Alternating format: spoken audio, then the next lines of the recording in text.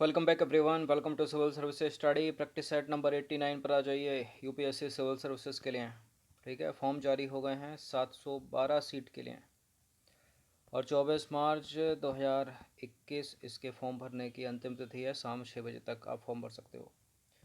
तो चलिए स्टार्ट करते हैं।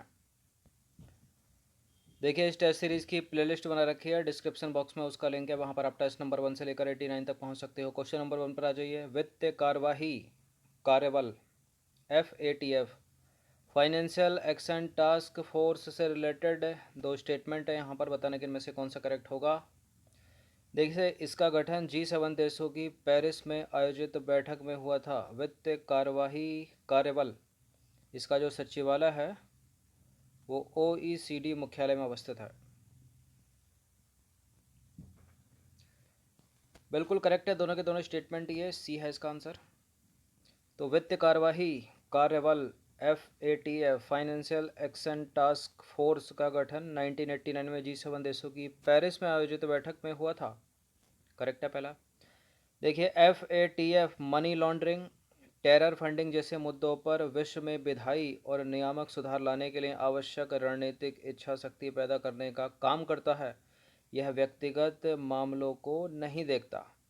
इसका सचिवालय पेरिस स्थित आर्थिक सहयोग विकास संगठन OECD के मुख्यालय में स्थित है। क्वेश्चन नंबर 2 पर आ जाइए। राष्ट्रीय शहरी डिजिटल मिशन के संदर्भ में निम्न कथनों पर विचार कीजिए। देखिए, यह मिशन पूर्ण रूप से आवास एवं शहरी कार्य मंत्रालय के अधीन है। यह मिशन भारतीय राज्यों की राजधानियों के लिए एक साझा डिजिटल बुनियादी ढांचा विकसित करेगा। कौन सा करेक्ट है? राष्ट्रीय शहरी डिजिटल मिशन केवल, ऐसा नहीं है कि केवल या पूर्ण रूप से आवास एवं शहरी कार्य मंत्रालय का अधीन है। आवास एवं शहरी कार्य मंत्रालय प्लस इसमें इलेक्ट्रॉनिक मंत्रालय भी है, तो गलत है पहला स्टेटमेंट। यह मिशन भारतीय राज्यों की राजधानियों के लिए नहीं है, ठीक है। ऐसा नहीं है कि केवल राजधानी पर फोकस करेगा, ये नगरों के लिए शहरों के लिए दोनों। तो दूसरा भी गलत है, यहाँ पर डी है इसका आंसर।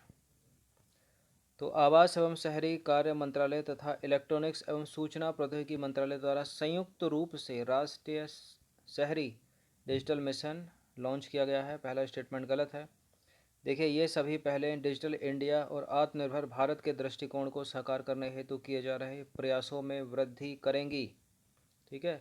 राष्ट्रीय शहरी डिजिटल मिशन जो है वो शहरों और नगरों को, ऐसा नहीं है कि राजधानियों को केवल, तो सिटी और नगर दोनों इसमें शामिल हैं, ठीक है। समग्र समर्थन प्रदान करने के लिए पीपल्स, प्रोसेस और प्लेटफॉर्म जैसे 3 स्तंभों पर कार्य करते हुए जो है शहरी भारत के लिए एक साझा डिजिटल बुनियादी ढांचा विकसित करेगा, ठीक है। तो शहरों और नगरों के लिए, ऐसा नहीं है केवल राजधानियों के लिए। डिजिटल भारत और आत्मनिर्भर भारत के दृष्टिकोण से आगे बढ़ रहे हैं। क्वेश्चन नंबर 3 पर आ जाइए। हाइड्रोजन फ्यूल सेल से रिलेटेड दो स्टेटमेंट है यहाँ पर, बताने के इनमें से कौन सा करेक्ट होगा। देखिए, ये पारंपरिक दहन प्रौद्योगिकियों के तुलना में ऊर्जा कहीं अधिक ऊर्जा कुशल होते हैं। हाइड्रोजन फ्यूल सेल पारंपरिक दहन इंजनों की तुलना में सुरक्षित होते हैं, क्योंकि फ्यूल सेल में अपेक्षाकृत कम विस्फोटक ईंधन का प्रयोग होता है। देखिए, सुरक्षित नहीं, बड़े खतरनाक होते हैं ये, और तुरंत ही विस्फोट होने की क्षमता रखते हैं। कम विस्फोटक नहीं होते, अत्यधिक विस्फोटक होते हैं, ठीक है। अधिक ऊर्जा कुशल होते हैं, पहला वाला करेक्ट है। दूसरा वाला को एलिमिनेट कर दीजिए। तो हाइड्रोजन फ्यूल सेल जो होते हैं वो विद्युत प्रवाह उत्पन्न करने के लिए हाइड्रोजन और ऑक्सीजन को सम्मिश्रित करता है। ये उत्पाद के रूप में केवल ऊष्मा और जल का उत्सर्जन करते हैं तथा पारंपरिक दहन प्रौद्योगिकियों की तुलना में कहीं अधिक ऊर्जा कुशल होते हैं, पहला वाला करेक्ट। हाइड्रोजन के उत्पादन के लिए संसाधनों की व्यापक उपलब्धता है, ठीक है। हालांकि हाइड्रोजन जो है पेट्रोल की तुलना में अधिक विस्फोटक होता है, इसलिए इसके उपयोग को लेकर एक सुरक्षा चिंता भी जुड़ी रहती है, ठीक है। दूसरा इसलिए गलत है, तो अधिक विस्फोटक है, ठीक है, और सुरक्षा के तौर पर चिंतनीय है। क्वेश्चन नंबर 4 पर आ जाइए। भारत के अंतर्राष्ट्रीय व्यापार से रिलेटेड निम्नलिखित कथनों पर विचार करेंगे। चीन वर्ष 2020 के लिए भारत का सबसे बड़ा वाणिज्यिक भागीदार देश रहा। वर्ष 2020 में चीन से होने वाला कुल आयात भारत द्वारा अमेरिका और संयुक्त अरब अमीरात के संयुक्त आयात से भी अधिक है। करेक्ट है क्या? क्या भारत ने उतना अधिक आयात किया है जितना अमेरिका और संयुक्त अरब अमीरात के साथ भी नहीं किया? भारत ने उससे भी अधिक किया है। बिल्कुल, दोनों के दोनों करेक्ट हैं। स्टेटमेंट ये सी है इसका आंसर। विवाद होने के बावजूद भी भारत जो है 77.7 बिलियन डॉलर का करार किया चीन से, और 2019 में उससे भी ज़्यादा किया था, 85.5 बिलियन डॉलर। तो देखिए, वाणिज्यिक मंत्रालय की माने तो चीन ने सीमा पर मौजूदा तनाव के बीच भी वर्ष 2020 में एक बार पुनः भारत के शीर्ष व्यापार भागीदार के रूप में स्थान प्राप्त किया है। ठीक है, इसलिए करेक्ट है पहला स्टेटमेंट। भारत और चीन के बीच वर्ष 2020 में 77.7 बिलियन डॉलर का जो है द्विपक्षीय व्यापार हुआ। वहीं 2019 में भारत और चीन के बीच कुल 85.5 बिलियन डॉलर का द्विपक्षीय व्यापार हुआ था। चीन से होने वाला 58.7 बिलियन डॉलर का कुल आयात भारत द्वारा अमेरिका और संयुक्त अरब अमीरात से संयुक्त तौर पर की गई कुल खरीद से भी अधिक था, जो कि भारत के क्रमशः दूसरे और तीसरे सबसे बड़े व्यापार भागीदार हैं। तो भारत का सबसे बड़ा व्यापार भागीदार 2020 में कौन रहा? चीन। उसके बाद कौन रहा? अमेरिका। उसके बाद कौन रहा? संयुक्त अरब अमीरात। एक प्रश्न पूछा थंबनेल में, उसका आपको पता चल गया होगा आंसर। क्वेश्चन नंबर 5 पर आ जाइए। निम्नलिखित कथनों पर विचार करेंगे। दो स्टेटमेंट है यहाँ पर, बताने के इनमें से कौन सा करेक्ट होगा। एंटी डंपिंग और काउंटर वेलिंग ड्यूटी दोनों एक ही प्रकार के सीमा शुल्क हैं। एक ही प्रकार के, अलग अलग हैं। विश्व व्यापार संगठन द्वारा उचित प्रतिस्पर्धा के साधन के रूप में एंटी डंपिंग उपायों के उपयोग की अनुमति दी गई है। देखिए, करेक्ट है दोनों के दोनों स्टेटमेंट। सी है इसका आंसर। तो एंटी डंपिंग शुल्क आयात पर लगने वाला एक सीमा शुल्क होता है जो उन सामानों की डंपिंग से सुरक्षा करता है जो कि सामान्य मूल्य से बहुत कम कीमत के होते हैं। जबकि काउंटर वेलिंग ड्यूटी जो है उन सामानों पर लगाया जाने वाला सीमा शुल्क है जो मूल या निर्यातित देश में सरकारी सब्सिडी प्राप्त करते हैं। पहला वाला करेक्ट है। विश्व व्यापार संगठन द्वारा उचित प्रतिस्पर्धा के साधन के रूप में एंटी डंपिंग उपायों के उपयोग की अनुमति दी गई है। ठीक है, दोनों करेक्ट हैं। क्वेश्चन नंबर 6 पर आ जाइए। प्रायः समाचारों में रहने वाले नेटांज और फोर्डो परमाणु संयंत्र किस देश में स्थित हैं?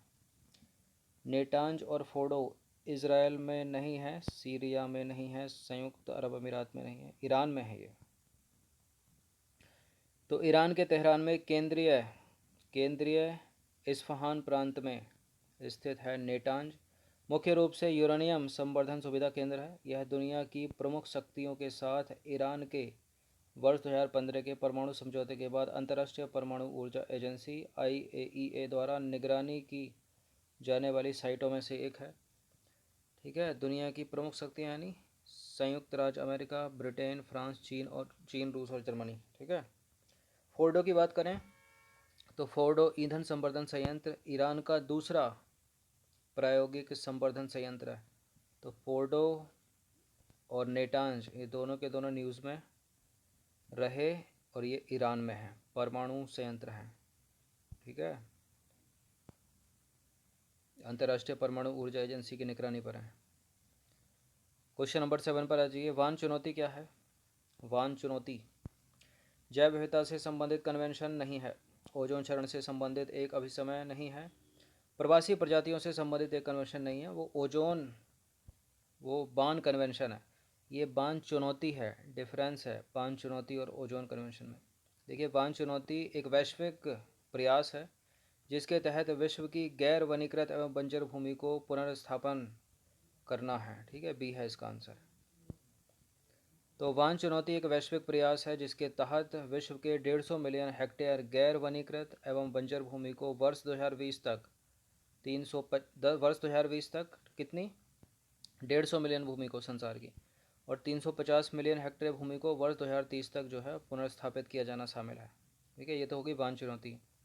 अब देखिए, एक था वान कन्वेंशन, तो प्रवासी प्रजातियों पर अभिसमय यानी CMS, जिसे वान कन्वेंशन न कि वान चुनौती के रूप में जाना जाता है, संयुक्त राष्ट्र की एक पर्यावरण संबंधी संधि है। संयुक्त राष्ट्र की एक पर्यावरण संबंधी संधि है जो स्थलीय, जलीय और वायवीय प्रवासी जानवरों और उनके निवास के संरक्षण तथा संवहनी उपयोग हेतु एक वैश्विक मंच प्रदान करता है। तो डिफरेंस पता चल गया होगा वान चुनौती और वान कन्वेंशन में आपको। क्वेश्चन नंबर 8 पर आ जाइए। निम्नलिखित युग्मों पर विचार करना है। A B. वान कन्वेंशन के सामने लिखा है प्रवासी प्रजातियां। आईची लक्ष्य के सामने लिखा है जैव विविधता संरक्षण। कार्टाजेना प्रोटोकॉल के सामने जीवित संशोधित जीव। नागोया प्रोटोकॉल के सामने आनुवंशिकता से जुड़ा पारंपरिक ज्ञान। उपरोक्त में से कौन से युग्म सही सुमेलित हैं? वान कन्वेंशन प्रवासी प्रजातियां करेक्ट है। वान चुनौती होता तो गलत हो जाता। आईची लक्ष्य जैव विविधता संरक्षण करेक्ट है। कार्टाजेना प्रोटोकॉल जीवित संशोधित जीव करेक्ट है। और नागोया प्रोटोकॉल आनुवंशिकता से जुड़ा पारंपरिक ज्ञान, सारे के सारे तो करेक्ट हैं। डी है इसका आंसर 1 2 3 4। तो आईची लक्ष्य है, देखिए आईची लक्ष्य वर्ष 2020 में जापान के नागोया के आईची प्रांत में आयोजित जैव विविधता अभिसमय के 10वें सम्मेलन में जैव विविधता की अद्यतन रणनीति योजना, जिसे आईची लक्ष्य नाम दिया गया, उसको स्वीकार किया गया था। बात करें कार्टाजेना प्रोटोकॉल की, तो कार्टाजेना प्रोटोकॉल का उद्देश्य आधुनिक जैव प्रौद्योगिकी के परिणाम स्वरूप संशोधित जीवों द्वारा उत्पन्न संभावित जोखिमों से जैव विविधता की रक्षा करना है। बात करें नागोया प्रोटोकॉल की, तो नागोया प्रोटोकॉल, जिसे एबीसी प्रोटोकॉल भी कहा जाता है, आनुवांशिक संसाधनों तक पहुंच व लाभ साझेदारी से संबंधित है। इस प्रोटोकॉल को जापान के नागोया में जैव विविधता अभिसमय पर पक्षकारों के 10वें सम्मेलन के दौरान स्वीकार किया गया था। चौथा भी सुमेलित है। क्वेश्चन नंबर 9 पर आ जाइए। टाइप 1 डायबिटीज़ के संदर्भ में निम्नलिखित कथनों पर विचार करना है। दो प्रकार की डायबिटीज़ होती है, टाइप 1 डायबिटीज़ और टाइप 2 डायबिटीज़। टाइप 1 डायबिटीज़ ज़्यादा खतरनाक है कंपैरिजन टू टाइप 2 डायबिटीज़। देखिए टाइप 1 डायबिटीज़ तब होता है जब शरीर इंसुलिन का उत्पादन करने में असफल हो जाता है। और आपको बताया होगा कि इंसुलिन कहाँ से निकलता है। अग्नाशय जो आपके अंदर है ना, पैनक्रियाज, उसमें होती हैं लैंगर है इसकी दीपिकाएँ। इसमें 3 सेल होती हैं, अल्फा बीटा गामा। अल्फा से निकलता है ग्लूकेगॉन, बीटा से निकलता है इंसुलिन और गामा से निकलता है सोमेटोस्टेटिन। कॉम्पिटिटिव एग्जाम का फेवरेट है इंसुलिन, बहुत पूछते हैं उसको। देखिए टाइप 1 डायबिटीज़ से पीड़ित लोगों को जीवित रहने के लिए रोजाना कृत्रिम इंसुलिन लेने की आवश्यकता होती है। टाइप 1 में है या टाइप 2 में है? ज़्यादा हार्मफुल है टाइप 1, ठीक है, इसलिए टाइप 1 में ही होगी कृत्रिम इंसुलिन लेने की आवश्यकता। पहला भी करेक्ट है, दूसरा भी करेक्ट है, तो दोनों के दोनों करेक्ट हो गए। सी है इसका आंसर। और सामान्य मोटापा किसका लक्षण है? टाइप 2 डायबिटीज़ का।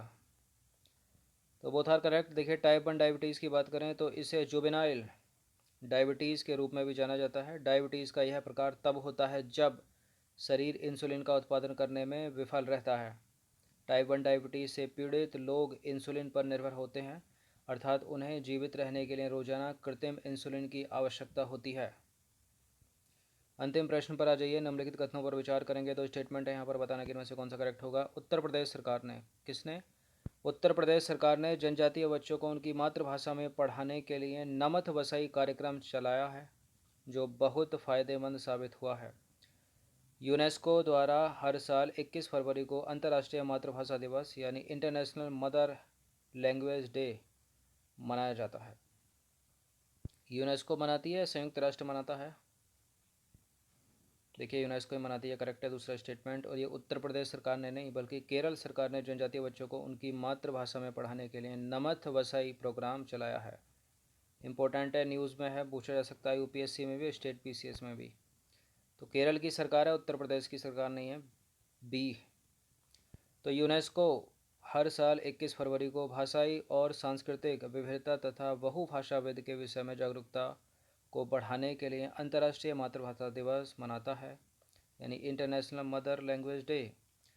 केरल की सरकार ने जनजातीय बच्चों को उनकी मातृभाषा में पढ़ाने के लिए नमथ वसाई कार्यक्रम चलाया है, जो बहुत फ़ायदेमंद साबित हुआ।